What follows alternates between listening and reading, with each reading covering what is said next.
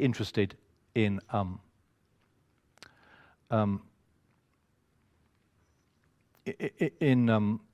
Linda Thayer's case. I gave 400 out to 2 Brexit Party conferences. I personally gave Anne Widdecombe and Nigel Farage copies at each event. Farage, who I used to think a lot of, is far too interested in his own career to give a damn about an innocent English woman in a French prison. So hands up if you've written a letter to the authorities about Lynn. That's about a sixth of you. Thank you very much. We've been writing to senior ministers from Boris Johnson downwards. We've got absolutely nowhere. They don't even bother to reply. No one up above gives a damn about an English woman in a French prison.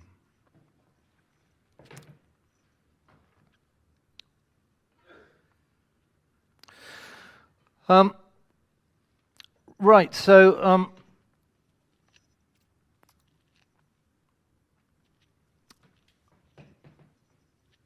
big pharmaceutical corporations want to make 100 times as much on a drug as it costs them to make. They want 100 times super profits. So to do that, they have to get a patent. And you can't get a patent on a natural, safe natural treatment like GC-MAF. You can't get one. So that means they have to make dangerous chemical drugs. Between 2004 and 2007, pharmaceutical corporations paid an astonishing $7 billion in fines. But with a $1.3 trillion turnover, that's a drop in the bucket for them. In his book, Deadly Medicines and Organized Crime, Peter Gotesh states pharmaceutical drugs are the third biggest killer after heart disease and cancer. Avandia from GlaxoSmithKline, opioids and Vioxx killed 450,000 in America alone. In the USA, Avandia and Vioxx from Merck got a $3 billion and a $1 billion fine for fraud because they knew their chemical drugs killed and concealed it.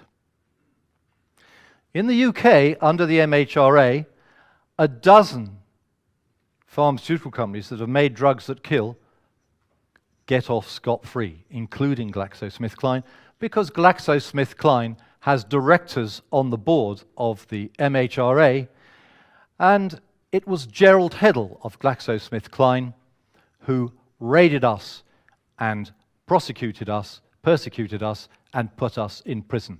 So GlaxoSmithKline put the GC-MAF staff in prison. GC-MAF has never killed anyone, but you wouldn't expect it to. It's a safe, natural human protein inside every living person who is healthy on Earth. So in the UK, they get off scot-free, and these are murder or manslaughter charges. And look at the crushing. They get nothing, and look at the crushing persecutions that we get. The FDA used to admit on their website, drugs they license kill 102,000 a year.